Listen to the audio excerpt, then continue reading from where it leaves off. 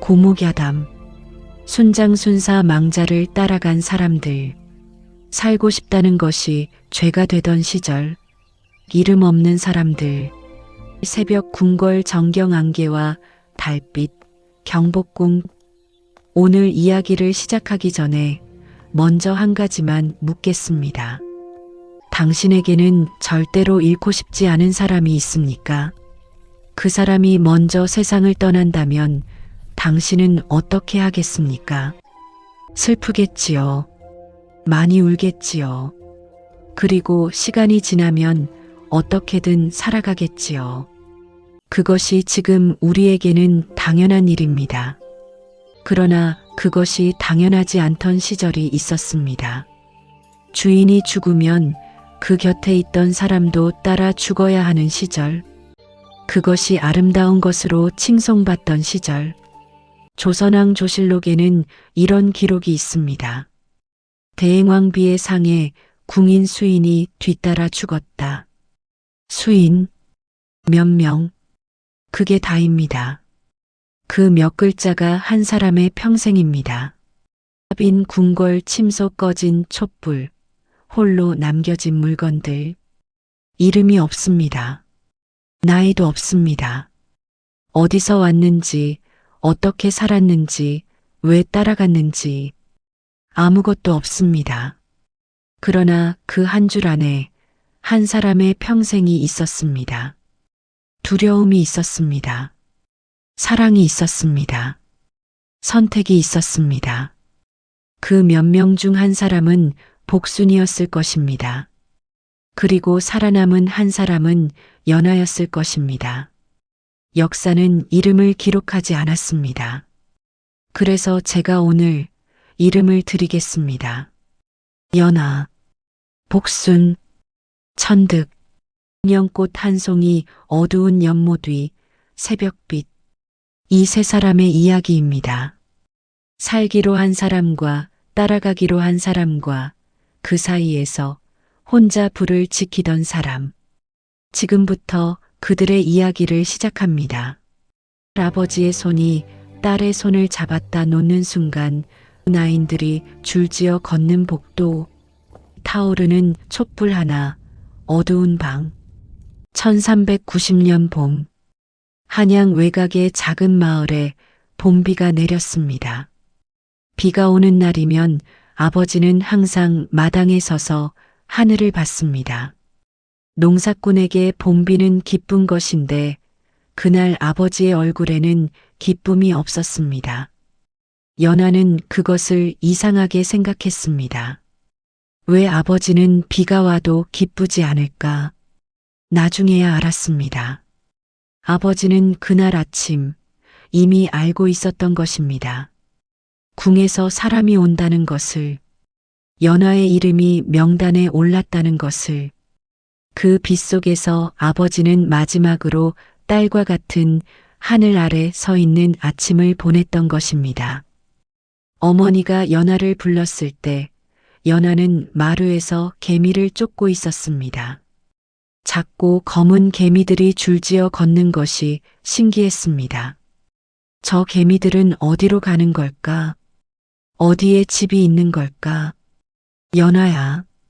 어머니의 목소리가 달랐습니다. 연하는 개미에서 눈을 떼고 어머니를 봤습니다. 어머니가 울고 있었습니다.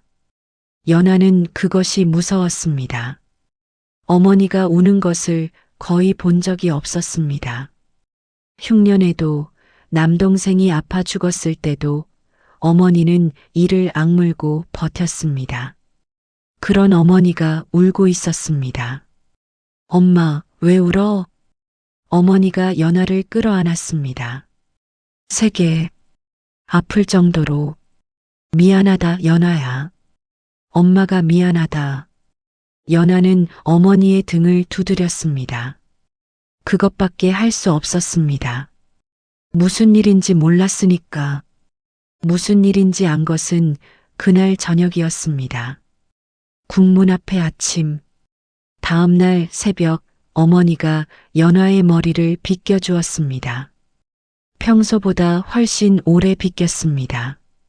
빛이 머리카락을 한 올 한 올 정성껏 넘어갔습니다. 어머니의 손이 떨리는 것을 연아는 느꼈습니다. 모른 척 했습니다. 아프면 안 돼. 밥 잘 먹어야 해. 추우면 옷 더 입고. 웃어야 해, 알겠지? 무서워도 웃어야 해. 울면 안 돼. 어머니는 계속 말했습니다. 밥, 옷, 잠, 몸. 하나하나 당부했습니다. 마치 그 당부들이 쌓이면 딸이 괜찮아질 것처럼. 연아는 어머니가 정말로 하고 싶은 말은 따로 있다는 것을 알았습니다. 하지만 그 말은 끝내 나오지 않았습니다. 보고 싶을 것이다. 그 말이 나오지 않았습니다. 국문까지 아버지가 데려다 주었습니다. 비갠 후의 아침이었습니다. 길이 질척했습니다. 아버지가 연아를 업어서 질척한 곳을 피해 걸었습니다. 8살 아이를 업은 아버지의 등이 따뜻했습니다. 연아는 아버지의 등에 뺨을 붙였습니다. 아버지 등에서 땀 냄새가 났습니다. 반 냄새가 났습니다.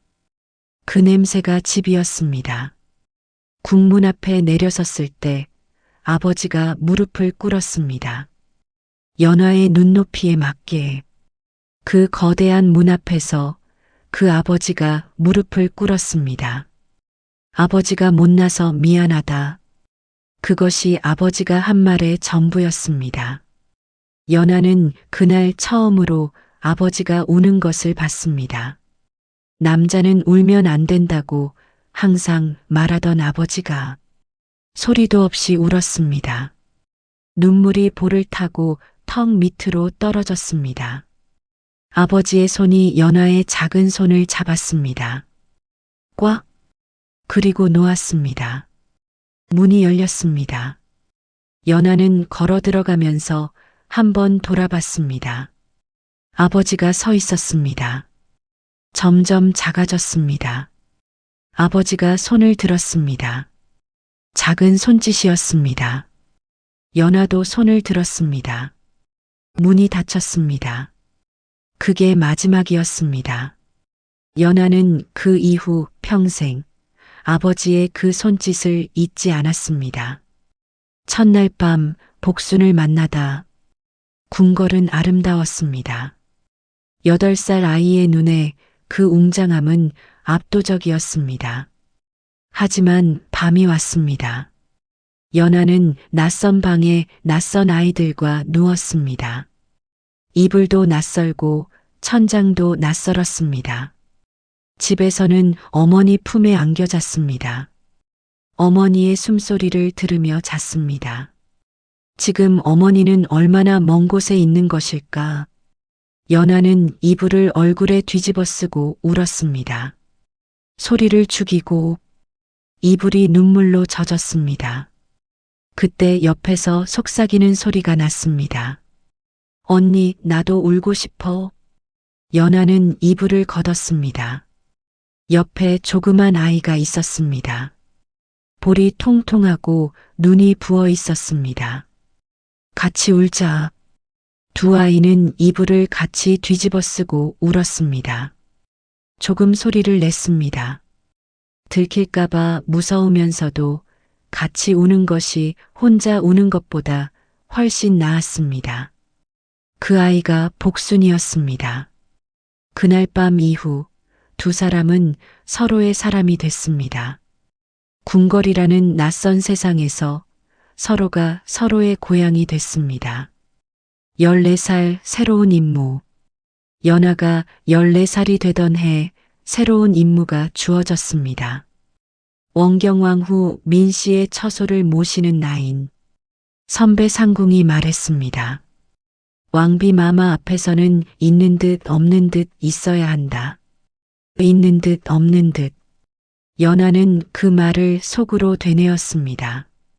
존재하되 존재하지 않는 것. 그것이 잘하는 것이었습니다. 그런데 그렇게 사는 것이 과연 사는 것일까? 그 생각을 한순간 연하는 스스로 놀랐습니다. 그런 생각을 하면 안 됐습니다. 연하는 그 생각을 삼켰습니다.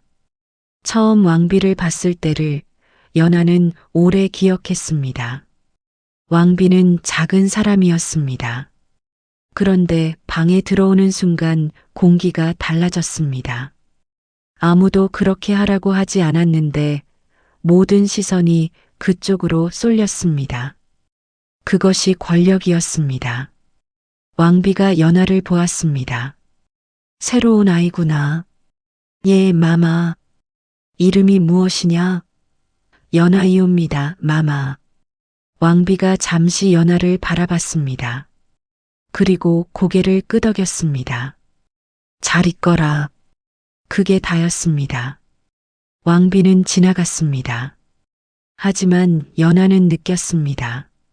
그 짧은 시선 안에 단순한 확인 이상의 무언가가 있었다는 것을.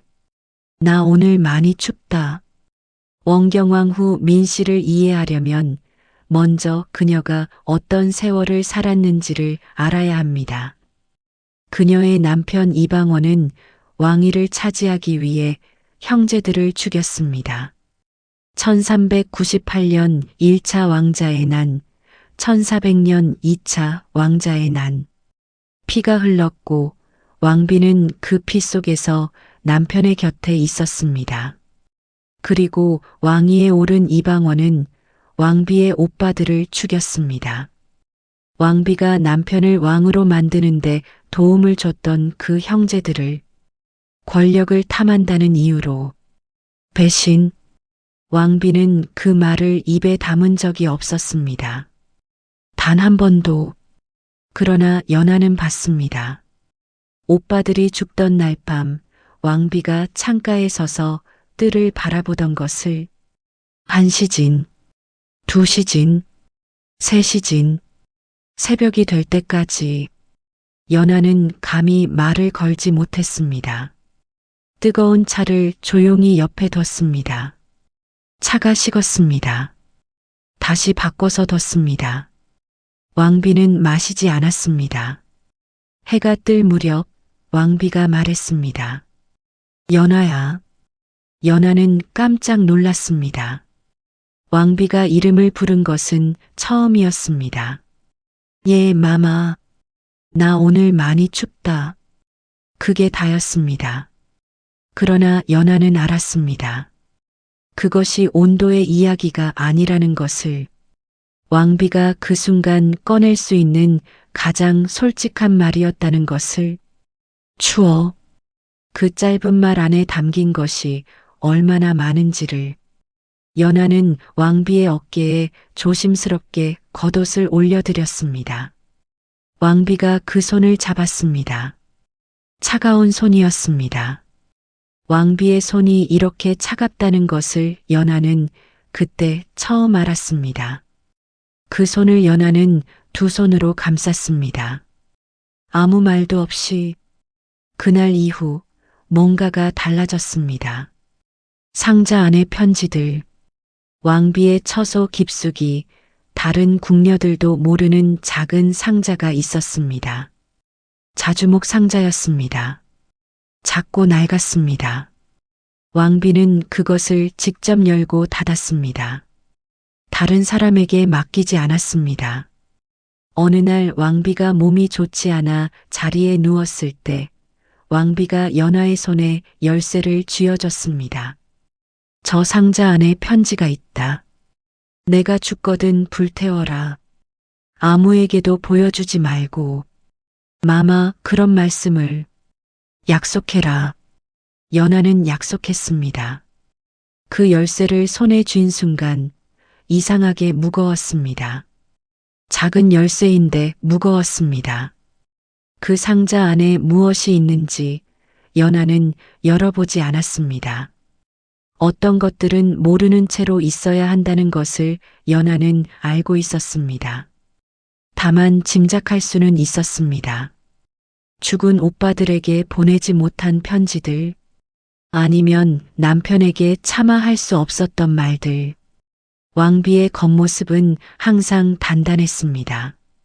그러나 그 상자 안에는 왕비가 평생 아무에게도 보여주지 못한 것들이 있었습니다.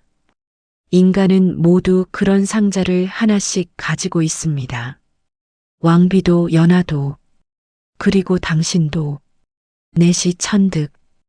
연하의 삶에는 또 한 사람이 있었습니다. 넷이 천득. 천득이 궁에 들어온 것은 11살이었습니다. 그가 궁에 들어오기 위해 치러야 했던 것이 무엇인지 여기서 다 말하기는 어렵습니다. 다만 그 나이의 아이가 감당하기에는 너무 큰 것이었다는 것만 알아주십시오. 천득은 조용한 사람이었습니다. 말이 없었습니다. 웃지도 않았습니다. 그러나 일을 할 때는 정확했습니다. 실수가 없었습니다. 어느 새벽 연하가 왕비의 약을 다리다가 화로 앞에서 잠이 들었습니다. 불씨가 꺼져가고 있었습니다. 깨어보니 불씨가 다시 살아 있었습니다. 천득이 지나가면서 살려놓은 것이었습니다. 연하가 감사 인사를 하려 할 때 천득은 이미 제자리로 돌아가 있었습니다. 아무 일도 없었다는 듯이 연하는 그날 이후 천득을 다르게 봤습니다. 그들은 말을 나누지 않았습니다. 하지만 눈빛으로 인사를 나눴습니다. 아침에, 저녁에, 왕비의 전 앞에서 그것이 전부였습니다. 그러나 그것이 충분했습니다. 궁에서 감정은 사치였습니다. 그러나 그 작은 사치조차도 살아가는 데 없어서는 안 되는 것이었습니다. 강한 사람 곁에서 부서지다. 태종에게는 여러 후궁이 있었습니다. 왕이 후궁을 두는 것은 당연한 일이었습니다. 왕비도 이상하게 생각하면 안 됐습니다. 적어도 겉으로는. 그러나 규칙은 마음까지 다스리지 못합니다. 임금이 후궁의 처소로 향하는 밤이면 왕비는 창가에 섰습니다. 꼿꼿하게 손은 뒷짐을 지고 아무 소리도 내지 않았습니다. 얼마나 오래 서 있었는지 발이 부을 때도 있었습니다. 아침에 왕비의 발이 부어 있는 것을 연하는 봤습니다. 밤새 서 있었던 것입니다. 어느 날 밤 연하가 조심스럽게 말했습니다. 마마 안에 드시지요. 밤바람이 찹니다. 왕비가 한참 창밖을 보다가 말했습니다. 연하야, 강한 사람 곁에 있으면 강해지는 줄 알았다. 그런데 강한 사람 곁에 있으면 부서지는구나. 연하는 그 말을 평생 잊지 못했습니다. 강한 사람 곁에서 부서진다. 강한 사람 옆에서 사람은 부서집니다. 1420년 봄 기침이 시작됐다. 1420년 봄. 원경왕후의 나이 56, 연하는 30이었습니다. 그해 봄 왕비의 기침이 시작됐습니다. 처음에는 정말 별것 아닌 것 같았습니다. 아침에 일어나면 목이 간질간질하다고 연하는 배와 꿀을 다려드렸습니다. 왕비는 맛있다고 했습니다.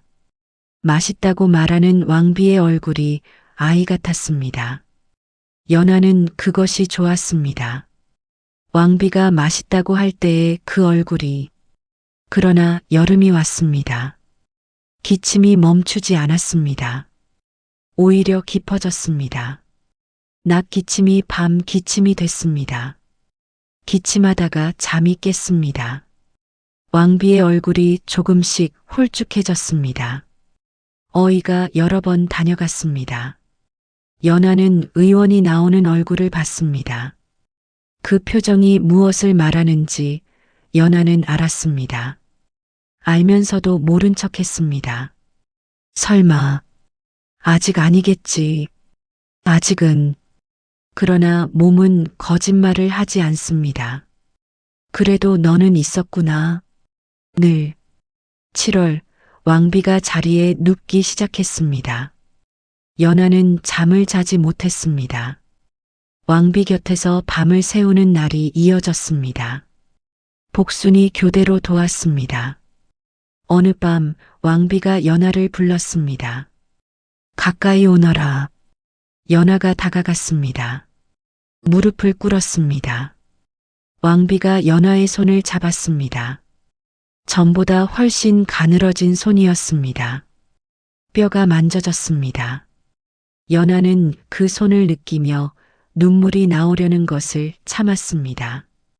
연하야. 예, 마마. 나 어떤 사람이었느냐? 갑작스러운 질문이었습니다. 연하는 잠시 멍했습니다. 이 세상에서 가장 강하신 분이셨습니다, 마마. 왕비가 한참 연하를 바라봤습니다. 그 눈이 무언가를 찾는 것 같았습니다. 강한 게 좋은 건지 모르겠다. 왕비가 조용히 말했습니다. 강하게 살다 보니까 따뜻한 것들을 너무 많이 잃었어. 연하는 대답하지 못했습니다. 그래도 너는 있었구나. 늘. 그 말이 연하의 가슴 깊은 곳을 찔렀습니다. 칼처럼이 아니라 오래 쥐고 있던 돌처럼 무겁고 따뜻하게. 예, 마마. 소희는 항상 여기 있었사옵니다. 알고 있었다. 왕비의 눈이 감겼습니다. 연하는 그 손을 놓지 않았습니다. 새벽까지 병석의 왕비 손을 두 손으로 감싸 쥔 궁녀의 손 촛불 아래 7월 열이틀 새벽 1420년 7월 열이틀 새벽녘 왕비의 호흡이 달라졌습니다. 연하는 즉시 느꼈습니다. 마마, 마마. 어이가 달려왔습니다. 임금에게 소식이 전해졌습니다. 태종이 왔습니다. 세자가 왔습니다. 연하는 뒤로 물러났습니다. 그게 규칙이었습니다. 그 순간 연하의 자리는 없었습니다. 그러나 연하는 문 밖에서 무릎을 꿇고 앉았습니다. 두 손을 모았습니다. 기도했습니다. 무엇에게 기도하는지도 몰랐습니다. 하늘에게, 땅에게, 아니면 그냥 그 어둠 속 어딘가에게. 제발, 제발 더 살아주세요. 조금만 더. 한 달만, 아니 하루만, 한 시집만이라도. 문 밖에서 천득이 있었습니다. 연하는 알아챘습니다. 천득도 무릎을 꿇고 있었습니다. 두 사람은 말을 나누지 않았습니다. 그냥 그렇게 같은 방향을 향해 앉아 있었습니다. 해가 뜰 무렵이었습니다. 문이 열렸습니다. 어이가 나왔습니다. 아무 말도 하지 않았습니다. 그러나 그 표정이 모든 것을 말해줬습니다. 연하는 바닥에 이마를 댔습니다. 소리도 없이 울었습니다. 궁에서 배운 첫 번째 규칙. 소리내어 울면 안 된다. 그 규칙을 22년 만에 처음으로 연하는 지킬 수가 없었습니다. 새벽 궁궐복도 문 밖에 무릎 꿇은 두 그림자, 동이 트기 직전. 시선들이 시작됐다. 왕비가 돌아가셨습니다. 궁궐이 상복으로 물들었습니다. 연하는 왕비의 처소에 혼자 남았습니다. 왕비의 물건들이 그대로였습니다. 빛, 경대, 왕비가 즐겨 쓰던 작은 향압, 창가에 두었던 화분, 화분에 물을 줘야 했습니다. 연하는 물을 가져다가 화분에 부었습니다. 손이 떨렸습니다. 왕비 있을 때 매일 했던 일인데 오늘은 손이 떨렸습니다. 왕비의 채취가 아직 방 안에 남아 있었습니다. 그 냄새가 사라지면 진짜로 다 끝나는 것 같아서 연하는 창문을 열지 못했습니다. 복순이 들어왔습니다. 언니. 복순이 연하를 안았습니다. 그때서야 연하가 울었습니다. 소리내어. 처음으로 22년 만에 두 여자가 왕비의 빈 처소에서 안고 울었습니다. 오래 울었습니다. 그것이 그들에게 허락된 마지막 슬픔이었습니다. 빈 왕비 처소 꺼진 향압, 홀로 남은 빛과 경대, 먼지 속 햇빛. 이틀이 지났습니다. 연하는 느꼈습니다. 시선들을 지나가다 마주치는 궁인들의 눈빛이 달랐습니다. 직접 말하지는 않았습니다. 그러나 그 눈빛이 말하고 있었습니다. 아직도 있느냐고. 이미 소문이 있었습니다. 세자 후궁 어리의 상에서 궁녀들이 뒤따라 죽었다고. 임금이 그 집에 상을 내렸다고. 충성스러운 여자들이라고. 연하는 그 이야기를 들었을 때 이상한 기분이 들었습니다. 그것이 자신을 향한 이야기라는 것을 이제 알았습니다. 사흘째 되던 날 선배 상궁 막내가 연하를 불러 세웠습니다. 연하야. 예. 다들 보고 있다. 그 말의 뜻을 연하는 너무나 잘 알았습니다. 그 시선들이 무엇을 기다리는지 연하는 고개를 숙이고 물러났습니다. 복순이 찾아온 밤. 그날 밤 늦게 복순이 연하의 방으로 왔습니다. 등잔 하나만 켜져 있었습니다. 복순의 얼굴이 그 불빛 아래 있었습니다. 연하는 복순의 얼굴을 보는 순간 심장이 내려앉았습니다. 복순의 눈이 이미 울고 난 눈이었습니다. 그런데 이상하게도 고요했습니다. 폭풍이 지나간 뒤의 하늘처럼 무섭도록 고요했습니다. 언니, 응, 나 결심했어. 연하는 그 말을 듣는 순간 손이 식었습니다. 무슨 소리야? 마마 곁으로 가려고. 연하는 바로 일어나 복순의 손을 잡았습니다. 안 돼. 절대로 안 돼. 언니는 어때? 그 질문에 연하는 대답하지 못했습니다. 나는 마마가 너무 보고 싶어. 복순이 말했습니다. 울지 않았습니다. 이미 울 눈물이 없는 것처럼 담담했습니다. 마마 안 계신 이 궁이 너무 무서워. 언니. 마마 없이 새 주인 앞에 무릎 꿇는 게 더 무서워. 그 마마도 언젠가 가시면 또 무서울 거잖아. 그렇게 계속 사는 게 무서워. 복순아. 언니는 살아. 언니는 나보다 강하잖아. 나보다 오래 버텼잖아. 연하는 복순의 두 손을 꽉 쥐었습니다. 너는 살아야 해. 복순아, 내가 왜 죽어? 내가 무슨 잘못을 했어? 마마가 돌아가신 게 내 잘못이야? 잘못의 이야기가 아니야, 언니. 복순이 조용히 말했습니다. 그냥 따라가고 싶어. 마마 곁에 있고 싶어. 나는 마마 없이 어떻게 사는지 모르겠어. 연하는 복순을 안았습니다. 세게 놓지 않으려 했습니다. 그러면 나는 어떡하라고. 복순이 연하의 등을 토닥였습니다. 언니는 나보다 강하니까 괜찮아. 그 말이 연하에게는 칼보다 날카롭게 들렸습니다. 강하다는 말. 그것이 이 경우에는 혼자 남는다는 말이었습니다. 연하는 놓지 않았습니다. 계속 안고 있었습니다.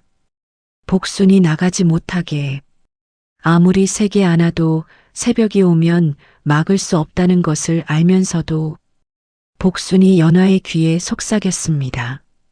언니, 나 웃고 있지? 마마 만나면 웃으면서 갈게. 마마 좋아하시잖아. 내가 웃을 때. 연하는 대답하지 못했습니다. 얼마나 지났을까? 복순이 연하를 풀어냈습니다. 나 갈게, 언니. 복순아. 복순이 웃었습니다. 그 웃음이 처음 만났을 때의 웃음이었습니다. 통통한 볼에 실눈이 되는 그 웃음. 언니 잘 살아. 꼭 복순이 나갔습니다. 아무 소리도 없이 연아는 그 자리에 굳어 있었습니다. 달려가서 잡아야 하는데 발이 움직이지 않았습니다. 왜 발이 움직이지 않았는지 연아는 평생 그것을 자신에게 물었습니다. 닫힌 방문 앞 꺼질 듯 흔들리는 등잔 하나, 텅 빈 복도, 아침의 소식, 새벽녘 복순이 죽었다는 소식이 전해졌습니다. 연아는 그 소식을 듣고 한동안 아무것도 할 수 없었습니다. 복순, 궁에 들어온 첫날 밤, 이불 속에서 같이 울던 아이. 밥을 먹을 때 항상 연아 몫을 조금 더 얹어주던 아이. 봄이 오면 후원의 꽃 이름을 하나씩 외우며 좋아하던 아이. 무섭거나 슬픈 일이 있어도 웃음을 잃지 않던 아이. 그 아이가 없었습니다. 궁에서는 이미 소문이 돌고 있었습니다. 복순이 마마를 따라갔다고, 충성스럽다고, 기특하다고. 연아는 그 말들이 들릴 때마다 속이 뒤집혔습니다.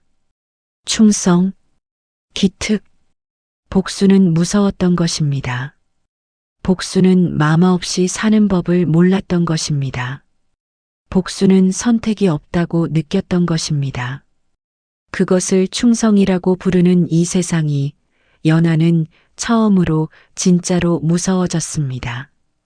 복순이 없는 방에 혼자 앉아 있으면 공기가 달랐습니다. 이상하게 넓었습니다. 복순이 있을 때는 몰랐습니다. 그 아이가 얼마나 많은 공간을 차지하고 있었는지를, 웃음이 얼마나 많은 것을 채워주고 있었는지를. 연아는 복순이 앉던 자리를 봤습니다.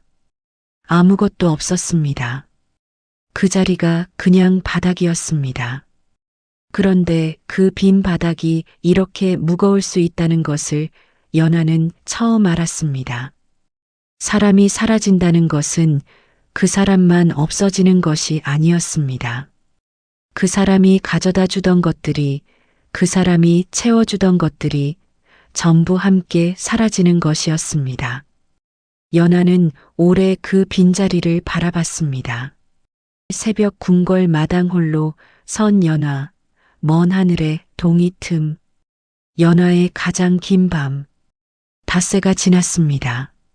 시선들이 더 강해졌습니다. 심지어 상궁 하나가 연아를 불러서 말했습니다. 돌려서, 그러나 뜻은 명확하게. 나인 연아, 대행왕비 마마의 상이 어떻게 되어야 마땅하겠느냐. 연아는 고개를 숙이고 물러났습니다. 대답하지 않았습니다. 그날 밤 연아는 자신의 방에 혼자 앉았습니다. 등잔을 켜지 않았습니다. 어둠 속에 앉았습니다. 처음으로 제대로 생각했습니다. 사는 것과 죽는 것, 두 가지를 나란히 놓고 바라봤습니다. 최대한 냉정하게.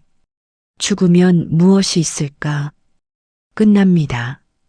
이 고통이, 이 두려움이, 이 시선들이, 복순이 있을 것입니다. 마마가 있을 것입니다. 어쩌면 아버지와 어머니도. 그 봄날 아침에 닫혔던 궁문이 다시 열릴지도 모릅니다. 살면 무엇이 기다릴까? 새 주인을 섬겨야 합니다. 낯선 처소에서, 낯선 마마 앞에서 다시 처음부터. 평생 왕비마마가 돌아가셨는데도 살아남은 여자라는 눈초리 속에서 어느 쪽이 더 힘든가?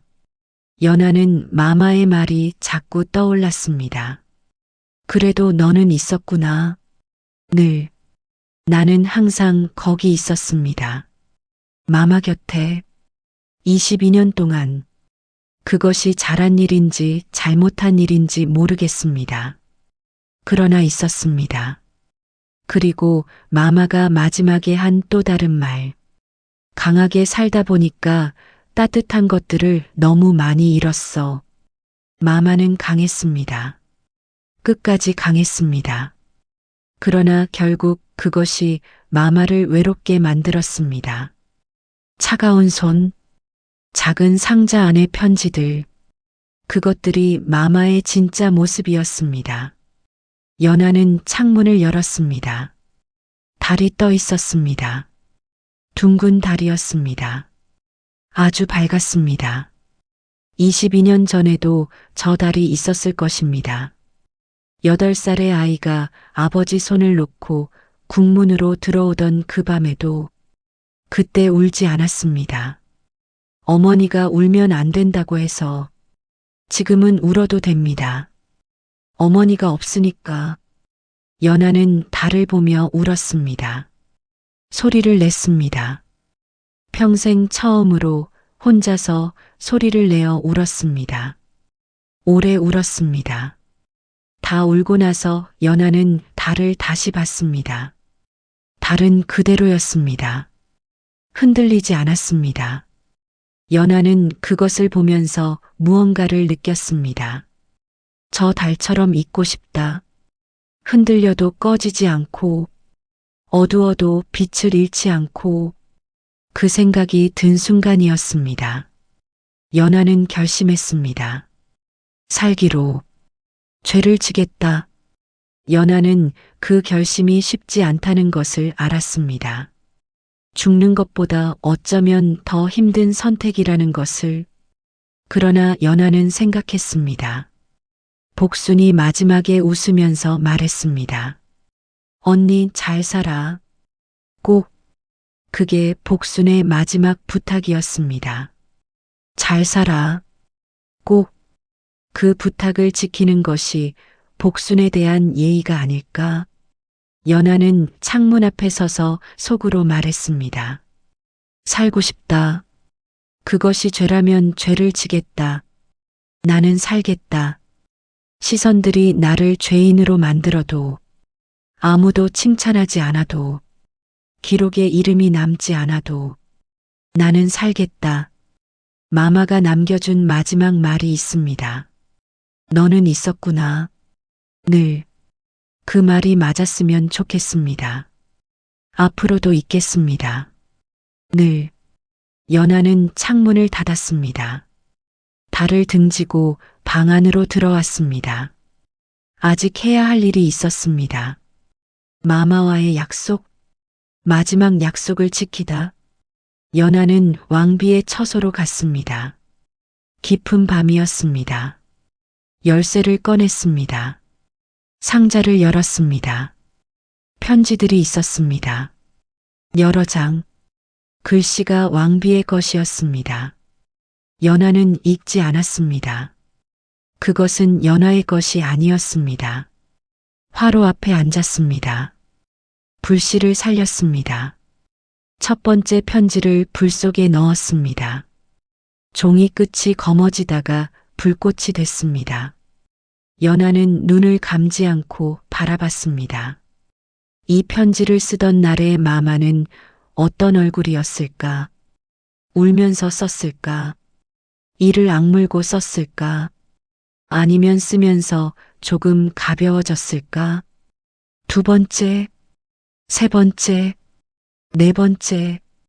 한 장씩 태울 때마다 불꽃이 일었다가 재가 됐습니다.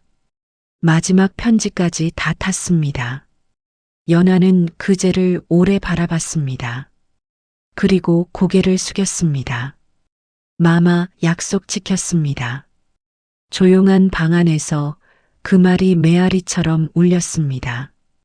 아무도 대답하지 않았습니다. 하지만 연하는 느꼈습니다. 어딘가에서 그 말이 닿았을 것이라고. 화로 위에서 타는 편지들 불꽃과 재, 따뜻하고 슬픈 빛. 천득도 서 있었다. 연하가 처소에서 나왔을 때 천득이 문 앞에 있었습니다. 새벽이었습니다. 달이 기울어 있었습니다. 천득은 문 앞에 서서 그 달을 보고 있었습니다. 연하는 멈췄습니다. 천득도 멈춰 있었습니다. 둘은 말이 없었습니다. 연하는 알았습니다.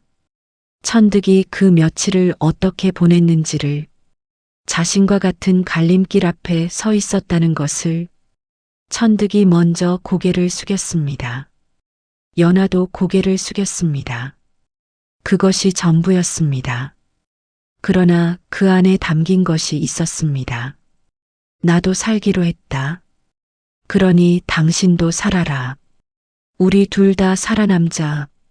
그 말을 주고받은 것과 다르지 않았습니다. 두 사람은 각자의 길로 돌아갔습니다. 살기로 한 사람들로서. 새벽 궁궐 문 앞 두 사람의 실루엣, 기우는 달, 불빛 이야기. 나중에 연하는 천득에게 물었습니다. 그날 밤 무슨 생각을 했어요? 천득은 잠시 생각하다가 말했습니다. 처소 안에서 불빛이 보였습니다. 불빛이요? 나인이 편지를 태우는 불빛이었습니다. 작은 불빛인데 꺼지지 않았습니다. 바람이 불어도 새벽이 되어도. 천득이 말을 이었습니다. 저 불빛은 살아있다고 생각했습니다. 흔들리지만 꺼지지 않는다고. 그것을 보면서 저도 그렇게 있어야겠다고 생각했습니다. 연하는 그 말을 들으며 눈물이 날 것 같았습니다. 자신은 몰랐습니다. 그 편지를 태우는 동안 자신이 누군가에게 불빛이 됐다는 것을. 인간은 때로 자신도 모르게 누군가를 살립니다. 연하가 그랬습니다. 칠부 세종의 눈물과 금지령. 새 임금이 보다. 그해 8월 태종이 세자에게 왕위를 물려주었습니다. 세종이 왕위에 올랐습니다. 세종은 달랐습니다. 그는 사람의 얼굴을 보는 왕이었습니다. 숫자 뒤에 있는 삶들을 봤습니다. 어머니 원경왕후의 상 이후 궁에서 일어난 일들을 세종은 알고 있었습니다. 복순의 죽음도, 그리고 연하의 이야기도. 세종은 신하들에게 물었습니다. 이것이 옳은 일이냐? 신하들이 나뉘었습니다. 충절을 칭찬해야 한다는 쪽과 사람의 목숨을 그렇게 가볍게 여겨서는 안 된다는 쪽으로. 한 신하가 말했습니다. 두려워서 따라가는 것을 충절이라고 할 수 있습니까? 그 말이 세종의 마음에 걸렸습니다. 복수는 두려웠던 것인가, 아니면 정말 따라가고 싶었던 것인가? 그 둘을 어떻게 구분할 수 있는가? 구분할 수 없습니다. 그것이 문제였습니다. 세종은 오래 생각했습니다. 그리고 말했습니다. 살아있는 사람이 죽은 사람을 따라 죽는 것은, 그것이 사랑이든 두려움이든 우리가 만들어낸 잘못된 풍습이다. 사람의 목숨보다 귀한 충성은 없다. 법과 마음. 세종 3년 1421년 공식적으로 순사 금지 조치가 내려졌습니다. 연하는 그 소식을 들었을 때 오래 그 자리에 서 있었습니다. 조금만 더 일찍 이 법이 있었다면 복순에게 보여줄 수 있었을 것입니다. 이 법을. 이것이 있으니까 넌 살아도 돼. 국법이 살아도 된다고 하잖아. 넌 잘못한 것이 없잖아. 그러나 법은 늦게 왔습니다.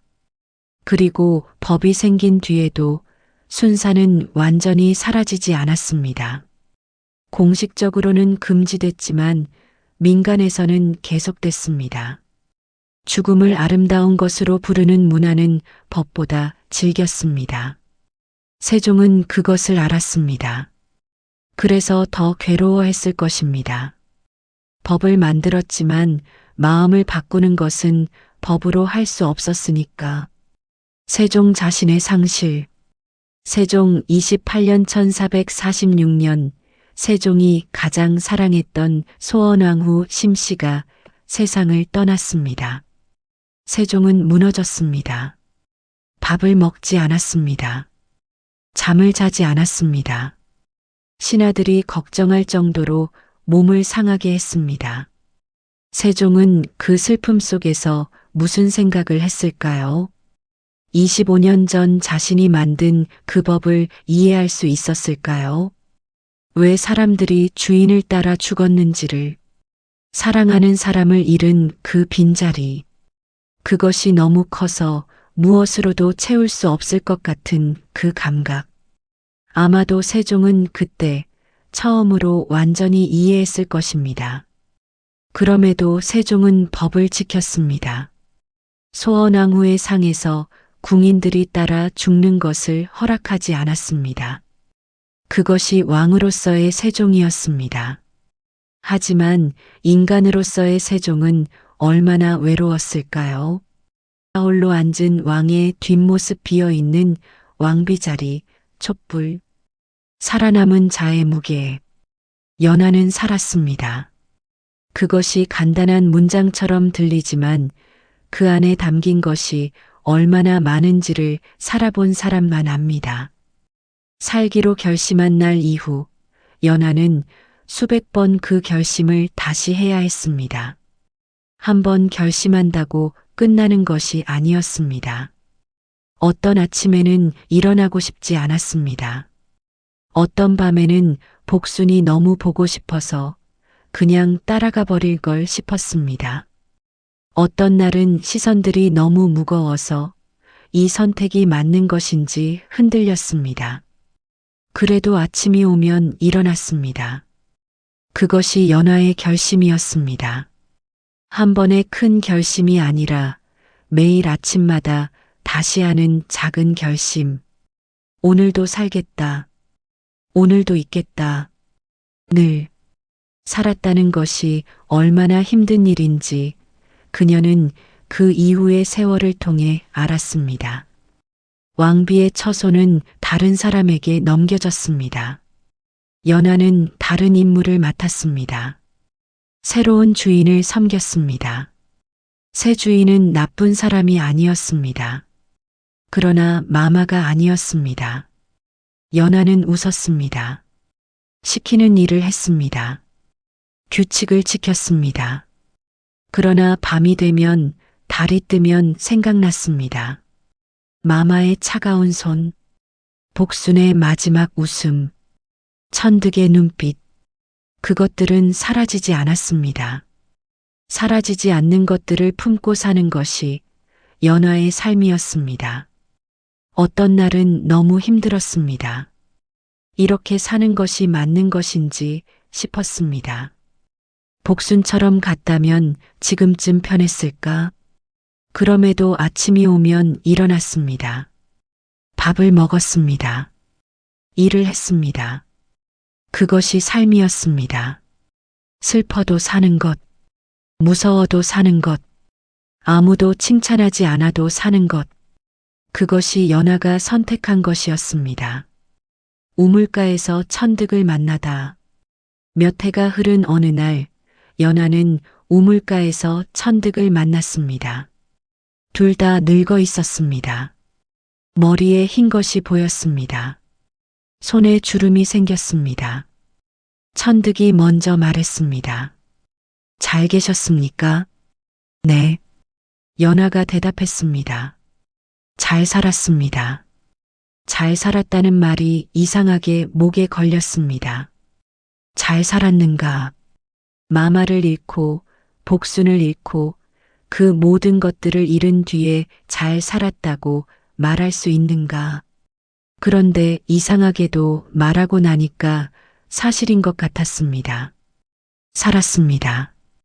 그것이 전부이지만 그것이 전부이기도 했습니다. 복수는 잘 있겠지요. 연하가 말했습니다. 잘 있을 겁니다. 천득이 대답했습니다. 마마 곁에서요. 둘은 잠시 말이 없었습니다. 살아서 다행입니다. 천득이 조용히 말했습니다. 우리 둘 다. 그러게요. 우물 위로 바람이 불었습니다. 어디선가 꽃잎이 떨어졌습니다. 연하는 그것을 손으로 받았습니다. 작은 꽃잎 하나. 손바닥 위에 올려두고 오래 바라봤습니다. 우물가 두 사람의 주름진 손, 꽃잎 하나, 예순의 궁을 나오며 연하는 예순이 넘어 궁을 나왔습니다. 규정대로였습니다. 나이든 궁녀는 궁 밖으로 나갔습니다. 마지막으로 궁궐을 돌아봤습니다. 거대한 문, 높은 기와 그 안에 50년이 넘는 세월이 있었습니다. 8살의 아이가 들어와서 예순의 노인이 되어 나왔습니다. 연하는 한 번도 만나지 못한 사람들을 생각했습니다.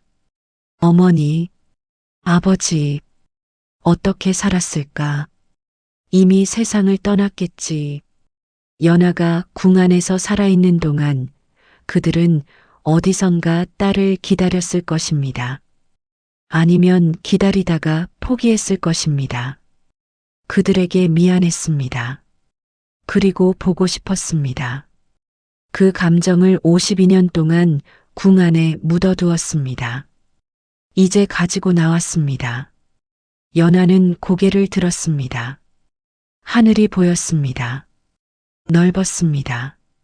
궁 안에서 보는 하늘보다 훨씬 넓었습니다. 갑니다, 마마.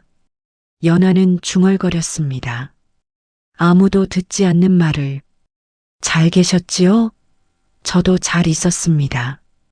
복순이도 잘 있겠지요. 그리 믿겠습니다. 바람이 불었습니다. 연하는 걸었습니다. 처음으로 아무도 따라오지 않는 길을, 궁궐을 등지고 걸어가는 노년 여인의 뒷모습, 넓은 하늘. 에필로그 연꽃처럼. 오늘의 질문을 하나 드리고 싶습니다. 우리 시대에는 이런 일이 없는가? 사람을 직접 묻지는 않습니다. 죽으라고 직접 말하지는 않습니다. 그러나 살아남은 사람을 죄인으로 만드는 시선, 희생을 미덕으로 포장하는 문화, 자신을 버려야만 인정받는 구조, 회사에서, 가족 안에서, 관계 속에서 당신 자신을 희생하지 않으면 이기적이라고 불리는 순간들이 있지 않은가. 나는 나의 삶을 살겠다. 그 말이 죄가 되는 순간이 있지 않은가. 형태가 다를 뿐 같은 것이 아닌가. 연하는 그 질문 앞에서 선택했습니다. 쉬운 선택이 아니었습니다. 죽는 것보다 어쩌면 더 힘든 선택이었습니다. 그러나 그녀는 그것을 선택했습니다. 살고 싶다. 그것이 죄라면 죄를 지겠다. 역사는 그들의 이름을 기록하지 않았습니다. 그러나 우리는 오늘 기억할 수 있습니다. 복순, 천득, 그리고 연하. 이름이 없어도 삶은 있었습니다. 두려움이 있었습니다. 사랑이 있었습니다. 선택이 있었습니다. 왕비의 손을 잡아주던 그 순간이 꽃이었습니다. 복순을 안고 울던 그 밤이 꽃이었습니다. 죽지 않겠다고 결심하던 그 달빛 아래가 꽃이었습니다. 아무도 보지 못한 꽃들이었습니다. 하지만 꽃은 꽃입니다. 누가 보든 안 보든. 어두운 연못 위 연꽃 새벽빛, 고요한 수면. 지금 이 이야기를 듣는 당신에게 묻고 싶습니다. 살고 싶다. 그것이 죄라면 죄를 지겠다. 그 말이 600년이 지난 지금도 울립니다. 살고 싶다는 것은 죄가 아닙니다. 그것이 가장 인간적인 것입니다. 오늘 밤 달이 뜨면 한 번쯤 생각해 주십시오. 600년 전 같은 달 아래에서 살기로 결심한 여자가 있었다고. 그 결심이 얼마나 대단한 것이었는지를. 달빛 아래 연꽃과 달의 반영, 마무리 이미지. 이 이야기는 역사적 사실을 바탕으로 재구성한 이야기입니다. 원경왕후의 사망, 궁인들의 순사, 세종의 금지령은 조선왕조실록에 실제로 기록된 역사입니다. 연하, 복순, 천득의 구체적인 삶과 감정과 대화는 이름 없이 사라진 그들을 위해 재구성한 것입니다. 오늘도 봐주셔서 감사합니다. 고무야담이었습니다.